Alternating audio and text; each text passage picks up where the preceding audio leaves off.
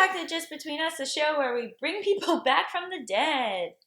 What? Ooh, like a spooky stuff. Oh, okay.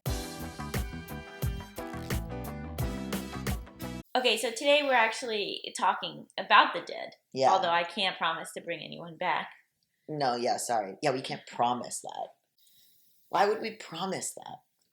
You don't think that there are people out there making all sort of promises they can't keep? Well, I wanted to talk more about like how grief changes you. Mm-hmm.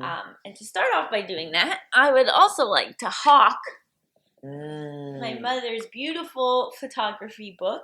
This is a hardcover art book of the last show she ever put on called My Shadow Self.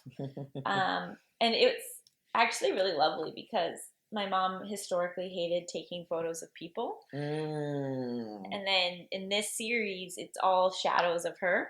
Aww. And so then my sister was like, it's actually like so lucky that we got a show of her. Yeah, that it was about her. Yeah. And so that she's in these pictures. Yeah, it's all of her shadows. So I helped her come up with all the titles, and each title is a psychology term. And then in the book, you have both the photo and then the name of the term, and then I worked to make a definition of the term. Aww. That was then approved by her best friend Robin, who's a therapist, so that it made sense. But like, so this one's called Cognitive Dissonance. I know. Look at the bob that you have. I got the Ruth. Yeah. And so this felt like a way to honor her legacy. So something like that was interesting talking to her. Well, one of the worst parts of her sickness was that she lost the ability to speak. And by the time we knew it was definitely terminal, she'd already lost so much ability to speak that I couldn't really have a lot of the full conversations with her that I wanted to have. Yeah.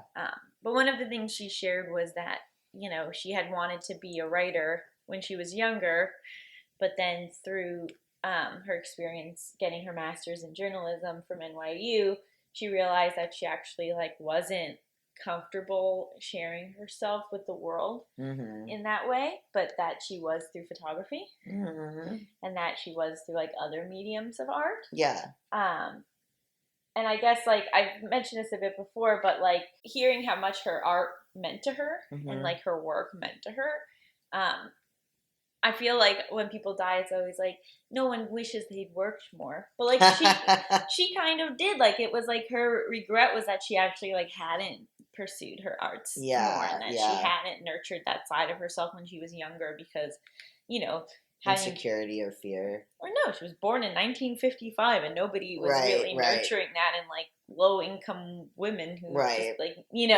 and so I guess that's a way that I want to learn from her, is that the work I do is important and it is fulfilling and it's okay to care about it. And that maybe a way to honor myself and my mother is to care about my art and what I'm spreading into the world and my creativity. Yeah. Rather than feeling since it's work, it shouldn't be a priority. I mean, I think that thing of nobody wishes they'd worked more is very general and doesn't apply to the vast expanse of what human experience is or what humans do or are. I think there's a lot of stuff that is platitudes that we just say. I also think for women, right? It's well, you're not fulfilled unless you are a robust family life and you don't even really have to care about your job. Think about every Hallmark movie we've ever seen, so I'll be honest, I've never seen a full Hallmark movie. I just saw the Lindsay Lohan one, that's it. How was it? She's great. Yeah. I'm glad you guys put together the book, and I'm glad that it has made you feel okay to pursue stuff in her honor, and that is perhaps also a huge part of her legacy. Yeah. Yeah. And I'm just also trying to be mindful of the way that grief changes me, because on the one hand, my worst fear happened. Yeah. Right? The worst thing that could have happened to me, happened. Yeah. Aside from physical pain and mental and health issues. I was very cognizant the whole time that that there is something that is different than when you're going through something that is physically painful. Sure. Like the fact that I'm in relatively good health is like, so when you say the worst, I'm like, well, what if you don't have to quantify. No, you're being like, well, other people have it harder. Yeah, Allison, we know. Or but just like, like there is like, I still have a home, like, but emotionally, whatever. You think people are gonna come into the comments and be like, your mom died of a horrible disease, but you live in a house? I mean, it is the internet, so that is something that could happen. But also there's an awareness that when you are in physical pain all of the time, your experience of the world is different than when you're not. Yeah, you might shoot the United Healthcare CEO. But it's like, okay, so now this horrible thing happens. So it's like, do I give up on life? Like, do I just like kind of like pack it in and be like less interested? Do I instead say, well, now I live on for her, like, which is also stressful in a sense, but I know that's like what she would want from me. I feel like there was like a fork in the road where I could have been like, fuck everything. I'm just gonna give into the worst version of myself and because who cares? But I don't think you would have done that, especially because you have a lot of, it's just like coincidentally, you have a lot of career stuff going on right now. So I feel like there's no part of you as a person that I know that would just give all that up. Like you do feel a sense of responsibility to your work, to the world, to other people that are counting on you. So I don't think there's any world in which you would have just like abandoned everything. Yeah, but like there's always a world where you can do that. I mean, but I think that like her death has made me want to be the best version of myself, which isn't necessarily the way I thought that would happen. Right, because you would always say that you would also die. Right, like I thought I would check out from it. Yeah. But if anything, it's like it's making me be like very mindful of like how to be a positive force in other people's lives the way that like she was such a positive force. Yeah, you seem extremely motivated. Like you seem like motivated by her. Yeah. So that's good. I mean, I guess. It's not really that good. I think all the time about how weird it is. I'll like think about your mom and then I'll be like, that's so weird. It's so crazy. Weird that she's not here. It's deeply weird. I think about it, I'll be driving and I'll be like, that's bizarre. Like it comes up. But also like I don't understand why I'm not sobbing more. And I feel like upset that I'm not. What? You're crying all the time. I see you cry all the time. What are you talking about? You're crying all the time. But I'm like crying. Like at the night that she died. What are you talking about? But there's an emotional release that comes with sobbing. Yeah, sure.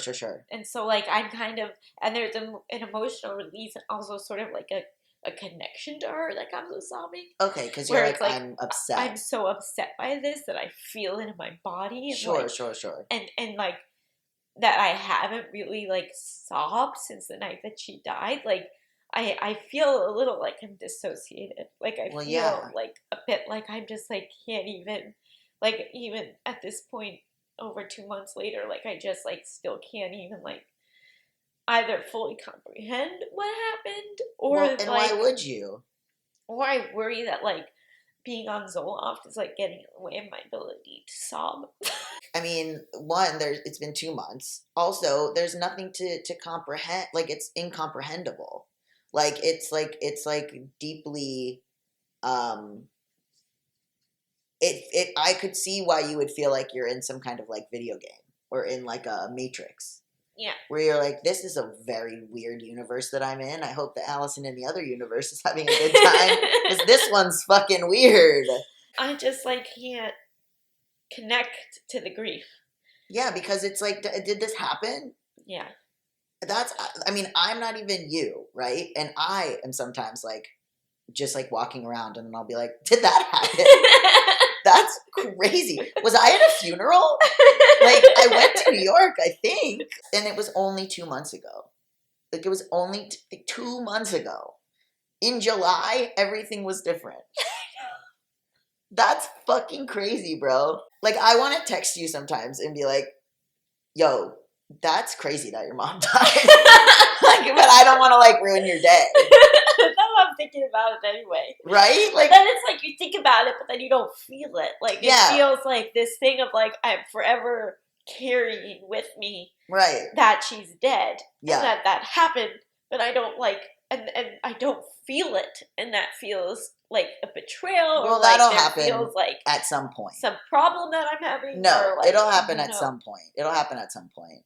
And also, like, I don't want you to feel like everyone's just moved on, you know, because I feel like sometimes in the immediate wake, everyone's like checking on you and there and stuff, and then like after 3 months, it's like, oh well, anyway, and I'm like, I don't want you to feel that. I want you to know that I'm like, I'll be like 10 years from now, and I'll be like, hey, that's fucked up. Like, hey, this was fucked up, and also like should be talked about. Like we can't kind of just let this go. I don't want you to feel like there's like a time frame on anything, so don't like rush yourself. You know. I think like the other big thing is like, and I was already like edging towards this, but like I have no idea what my life is going to be. Yeah. Like someone asked me the other day, they were like, "Are you going to stay in LA?" And I was like, "I don't know." I was like, "Who knows? I don't know about anything. Like anything beyond like maybe tomorrow." I'm like, "Oh well, could be this, could be that, could be like." And so I think like that's another like a transformation that was sort of like already happening, but that her passing like locked into place. Yeah. And like, oh, like. Just life is just so wild and random and you don't know what's going to happen at any moment, and like this idea of like attaching to this one version, like it's not like I don't have goals, like I obviously have goals and things I want, but like the idea that like they might happen feels different. Yeah. Well, this is what you were talking about in the pregnancy video where people are like, well, why wouldn't you be able to get pregnant? Like people say things that they think are comforting. And then, like, I remember even when your mom was sick, you were like, I don't know, it could kill her. And, you know, the instinct is to go, like, no. But, like, it did. You know, like, oh, well, you should be able to get pregnant, no problem. Okay. like, you have to just be like, okay. And I don't know what is helpful. I feel very, outside of my intense OCD rules, I feel very flexible. Yeah.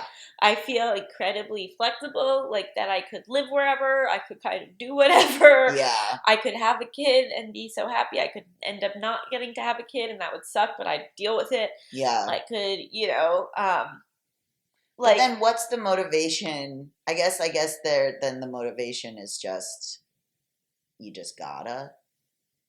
I think it's like values-based motivation. Ah. Of like feeling like I'm additive to the world and the people that I know. Yeah. In some way. Yeah.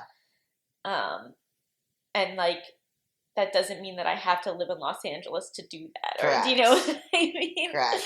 Catch us shooting this show on Zoom. Allison from Switzerland, me from a bunker somewhere that I don't tell you guys at all where I am. That, you know, that was something my mom said, that like always like she never had expectations for her life and how it would turn out, and I feel like I would have bumped up against that in the past, and now I'm like, yeah, man, that's right on. She said that in the episode we did with her. I know. Yeah. That was a really good episode. I keep wanting to go back and listen to it, but I also don't feel ready to. Oof. You saying that just made my stomach turn. One thing I do want is for people to purchase my Shadow Self. The books are $35 and all profits are going to the CJD Foundation. Yeah. Which is the horrible disease that killed her. I am very proud of this title that we came up with.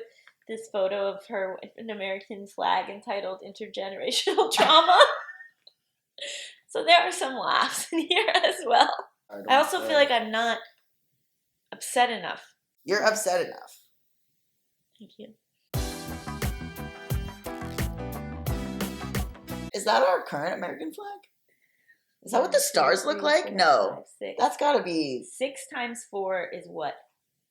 24. Yeah, so not current, not at all. Yeah. Old one.